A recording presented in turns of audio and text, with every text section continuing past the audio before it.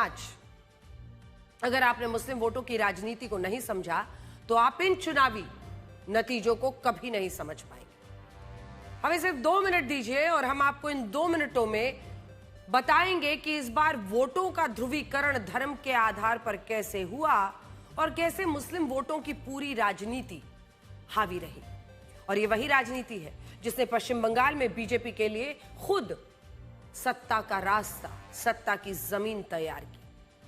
पश्चिम बंगाल में इस बार विपक्ष के कुल 86 विधायक चुने गए, जिनमें से 38 विधायक यानी 44% विधायक अकेले मुस्लिम समुदाय से हैं। इनमें भी टीएमसी के 80 विधायक, जिनमें 32 विधायक यानी 40% विधायक मुस्लिम हैं। लेफ्ट का 1 विधायक चुना गया और वो 1 विधायक भी मुस्लिम है। कांग्रेस के 2 विधायक चुने गए हैं, ये दोनों विधायक मुस्लिम हैं। हुमायूं कबीर ने 2 सीटों से चुनाव जीता है और वो भी मुस्लिम समुदाय से आते हैं। इसका मतलब क्या है? इसका मतलब ये हुआ कि पश्चिम बंगाल में विपक्ष के 86 में से 38 विधायक यानी 44% विधायक मुस्लिम हैं, जबकि बीजेपी के 207 विधायक चुने गए हैं, लेकिन इनमें से एक भी विधायक मुस्लिम नहीं है। इससे आप विपक्षी दलों में और बीजेपी में यह अंतर कर सकते हैं कि बीजेपी हिंदू वोटों के दम पर सत्ता में आई, मुस्लिम उम्मीदवार खड़े ही नहीं किए और विपक्ष मुस्लिम वोटों की राजनीति करता रहा। यह हाल भी उस पश्चिम बंगाल में है जहां साल 2011 की जनगणना के मुताबिक 27% आबादी मुसलमानों की है। लेकिन अब आप असम को देखिए, 34% आबादी मुस्लिम्स की है। असम में बीजेपी के 82 और एनडीए के 102 विधायक चुनकर आए हैं, लेकिन इनमें से एक भी विधायक मुस्लिम समुदाय से नहीं है। वहीं विपक्षी दलों के 24 विधायक चुनकर आए हैं, उनमें से 22 विधायक यानी 92% विधायक मुस्लिम हैं। इनमें भी कांग्रेस के 19 में 18 विधायक मुस्लिम हैं। All India United democratic front के दोनों विधायक मुस्लिम हैं। टीएमसी का 1 विधायक चुनकर आया है और वो भी एक मुस्लिम विधायक है।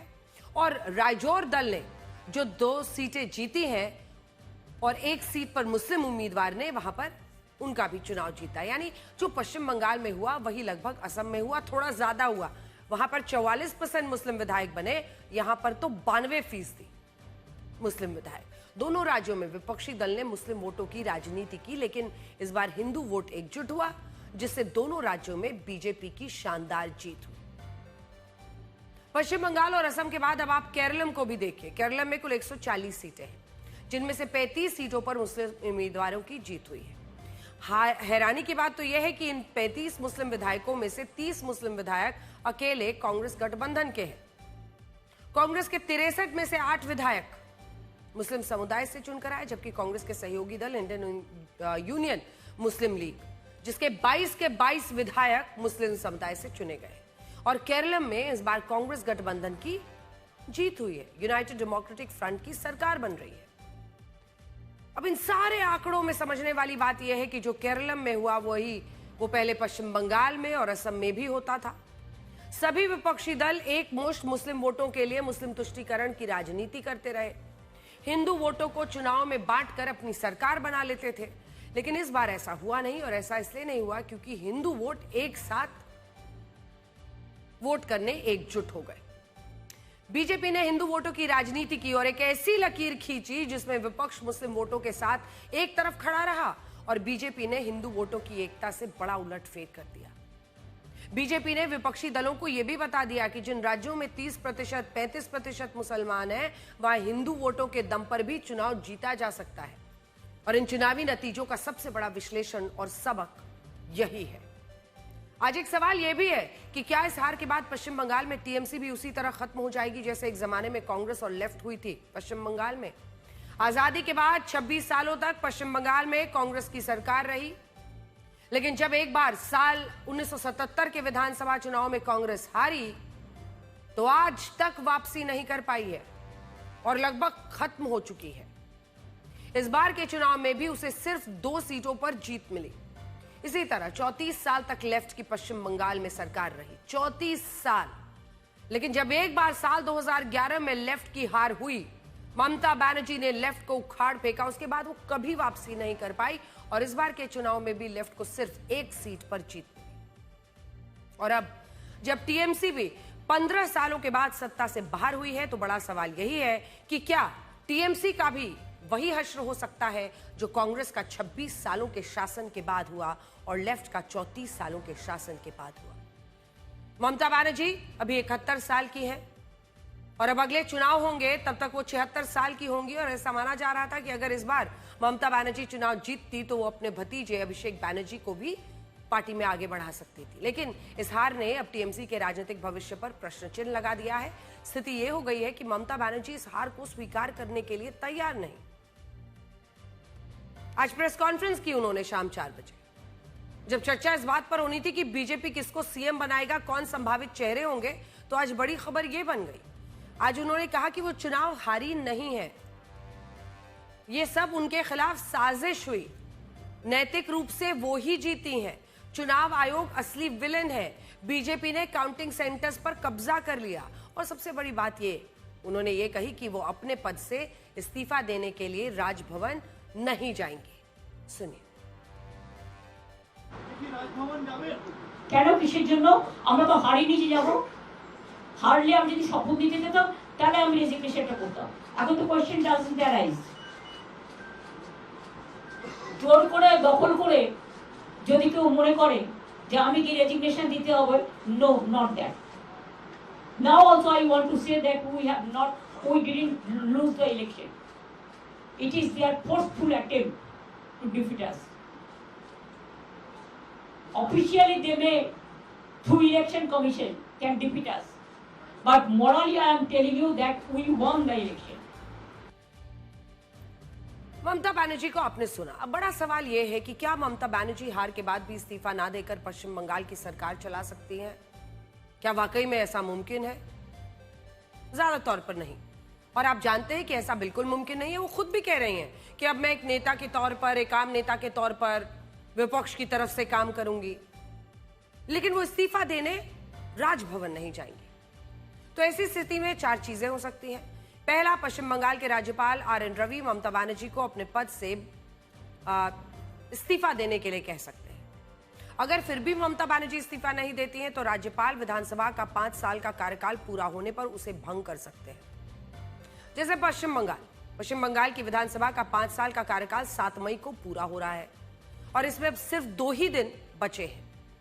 इसका मतलब यह हुआ कि अगर ममता बनर्जी इस्तीफा ना भी दे तो भी मौजूदा विधानसभा 2 दिन बाद भंग हो जाएगी और ममता बनर्जी मुख्यमंत्री नहीं रहेंगी।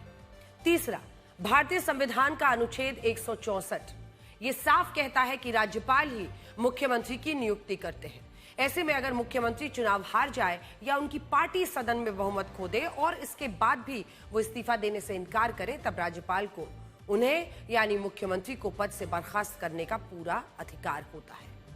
इसके लिए राज्यपाल एक आधिकारिक आदेश जारी करेंगे और आदेश जारी करके वर्तमान सरकार को तत्काल प्रभाव से भंग कर सकते हैं और अभी इस मामले में भी ऐसा किया जा सकता है। नटशेल में कहीं तो ममता बनर्जी इस्तीफा ना देकर भारतीय लोकतंत्र में एक गलत मिसाल पेश करेंगी जो अब तक कभी नहीं हुआ है। वो पश्चिम बंगाल में पहली बार हो सकता है और जब एक मुख्यमंत्री हार जाए लेकिन हार कर भी इस्तीफा जाकर राजभवन में देने को तैयार ना हो। भारत में आज तक कभी ऐसा नहीं हुआ है जब जनता के जनादेश पर शक किया गया और जब संवैधानिक प्रक्रिया का पालन करने से ही इनकार किया जा रहा हो। और ये भी वो ममता बनर्जी कर रही हैं जो लोकतंत्र को बचाने के लिए दिल्ली आकर पदयात्रा करती थी। अगर बहुत दूर भी ना जाएं तो कुछ ही महीने पहले ममता बनर्जी ने संविधान की कॉपी लेकर कोलकाता की सड़कों पर पदयात्रा निकाली थी। ये देखिए, हाथ में संविधान और लोकतंत्र को बचाने का प्रण लिया था। लेकिन हमारा सवाल यह है कि क्या वो अब इस्तीफा ना देकर भारत के लोकतंत्र को कमजोर नहीं कर रही और क्या ये हट सही है? अगर आप वापस जीत जाती तो क्या आप उसी गुस्से के साथ जनादेश को अस्वीकार करती? अगर आपके अलावा कोई और जीत जाए तो इस्तीफा नहीं देंगे, क्या यह सही हो सकता है? पिछले 3 बार से आपकी सरकार बन रही थी तो ठीक, इस बार किसी और की बन गई तो राजभवन में जाकर इस्तीफा नहीं देंगे। लोकसभा चुनाव में जब ममता बनर्जी की पार्टी सबसे ज्यादा सीटें जीती या जब उन्होंने लगातार 3 विधानसभा के चुनाव जीते, तब उन्हें भारत के चुनाव आयोग से कोई परेशानी नहीं हुई। हालांकि पिछली बार भी अगर आपको याद हो तो काफी ड्रामा हुआ था, अलग अलग जगहों पर ईवीएम को लेकर बवाल हुआ था। लेकिन जब मैंडेट उनके पक्ष में आया, जब सीटें उनकी 215 आ गई, तब उन्होंने चुपचाप सरकार बना ली। लेकिन आज वो कह रहे हैं कि वो इस्तीफा नहीं देंगे। बड़ी बात यह है कि इस्तीफा नहीं देने के बाद भी उनकी सरकार हटेगी, वो हट जाएगी, लेकिन इससे भारत के लोकतंत्र पर जो दाग लगेगा, वो दाग इसे शर्मसार करेगा और हमारे संविधान को कमजोर करने वाला होगा। आज एक सवाल राहुल गांधी और विपक्ष के बाकी नेताओं से भी है जो संविधान बचाने की बातें करते हैं। क्या ये विपक्षी नेता ममता बनर्जी को समझाएंगे कि वो लोकतंत्र का मान और जनादेश का सम्मान रखते हुए सही प्रक्रिया का पालन करें? क्योंकि अनेकों ऐसे राज्य हैं जहां पर कांग्रेस पार्टी के भी मुख्यमंत्रियों ने अपनी सरकार खोई है, लेकिन इसका अर्थ यह नहीं है कि एसआईआर या कोई भी चुनावी प्रक्रिया या चुनाव आयोग पर आरोप लगाते हुए किसी ने इस्तीफा जाकर राजभवन देने से इनकार कर दिया हो।